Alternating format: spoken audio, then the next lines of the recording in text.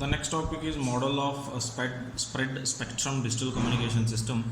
So in this figure you can see that the binary information is given to the channel encoder. So channel encoder will use one of the error controlling coding techniques to code the input data into certain code. It might be NRZ, RZ, you know those codes. The channel encoder sequence is then given to the modulator, and modulator will be supplied with the pseudo random pattern which is generated by a pseudo random pattern generator. The PN sequence is why this is given, because this PN sequence is going to spread the whatever the output of the channel encoder into a wide frequency band. The signal at the output of the modulator, the output of the modulator will be always a spread spectrum modulated signal. This signal is then transmitted through the channel. Simple. At the receiving side, the demodulator will get this coded signal, and at the receiver side, the demodulator is also provided with the same pseudo random pattern, which is generated by a pseudo random pattern generator. Okay. Now, hence the pseudo random generator at the transmitter and receiver side operate in synchronization with each other. Means whatever pseudo random pattern is generated at the transmitter, same thing will be generated at the receiver and also to get back the binary signal. If the PN sequence at the modulator is used with the PSK modulation to shift the phase of the PSK signal, the technique is called direct sequence spread spectrum. So if the modulation technique used at the transmitter is phase shift keying, then it is called direct sequence spread spectrum. With the PN sequence at the modulator is used in conjunction with M array FSK to shift the frequency, then it is frequency hopped spread spectrum. Okay, it is very simple. If at the transmitter, if the PSK is used, then it is direct sequence spread spectrum. If it is M array FSK is used, then it is frequency hop spread spectrum. So depending upon these two modulation techniques, either you are going for direct sequence spread spectrum or frequency hopping spread spectrum. See, one thing you should keep in mind, that pseudo random at the transmitter, random sequence at the transmitter, pseudo random sequence at the receiver should be in they should be synchronized. So whatever pattern is given to the transmitter, the same pattern should be given to the receiver also, so that they can work in synchronization. At the transmitter, its work is to spread it, and at the receiver, at the transmitter, it is the work of this random sequence to spread the narrow band into wide band, and at the receiver, the despreading of wide band signal to narrow band signal. Now let us see how this pseudo noise sequence is generated. First thing we should understand that pseudo noise sequence is a noise like structure with wide or high frequency signal it is, but it is in the binary nature. That is the first one. And this particular pseudo random or pseudo noise sequence is actually generated by the feedback shift register and combination of logic circuit. So this is combinational logic circuit, and these are the shift register. You can see the feedback here. So it is feedback shift register with combinational logic. So this is the generalized diagram for generating the pseudo noise sequence. You can see here there are m number of shift register. 1, 2, 3. Shift registers are nothing but made up of what? Flip-flops. So it means there are m number of flip-flops. The data of one flip-flop is shifted to the next one whenever the clock signal is applied. So until unless clock signal is not applied, the shift registers will not shift the output from one flip-flop to another flip-flop.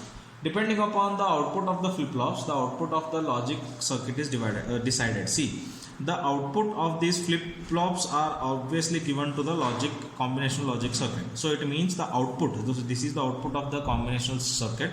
So output of the combinational circuit depends upon what? Depends upon the input. What are the inputs? Inputs are nothing but outputs of the flip-flop. So the output of the combinational logic circuit depends upon the outputs of the flip-flops or output of the shift resistors. The logic circuit output is given, see, the output of the logic circuit is again given back to the input of the first flip-flop of the shift resistor. So that is the feedback. The PN sequence is generated always at the output of the last flip-flop. So output of the last flip-flop is always the pseudo noise sequence. The PN sequence generated at the output of the flip-flop is repeated after 2 raised to m states. See how many flip-flops are there? M number of flip-flops.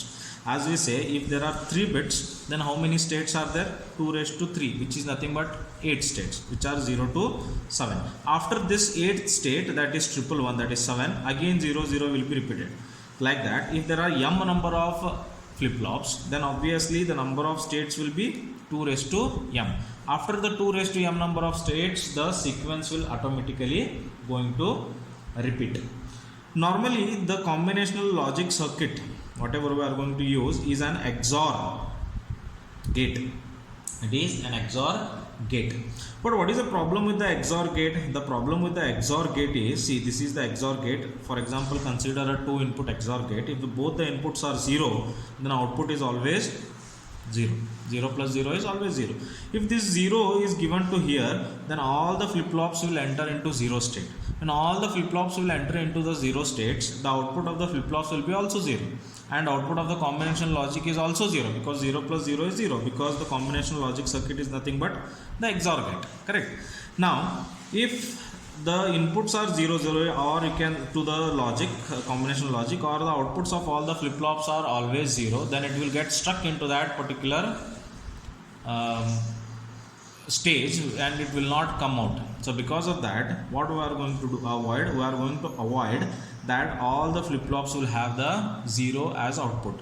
So even though the number of states is 2 raised to m, but one state I want to avoid. That state is the output of all the flip-flops will be is equal to 0.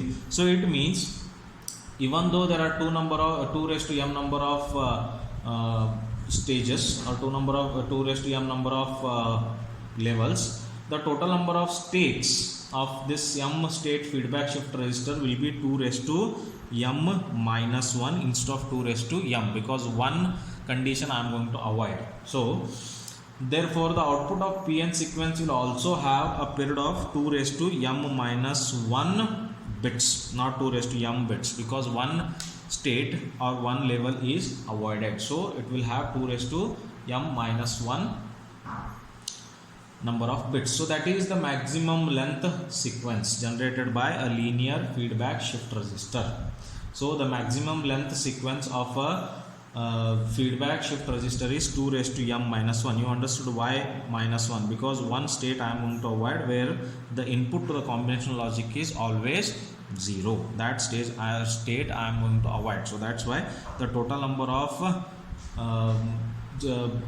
sequence, pseudo noise sequence generated by this particular linear feedback is 2 raised to m minus 1. That is the maximum length sequence.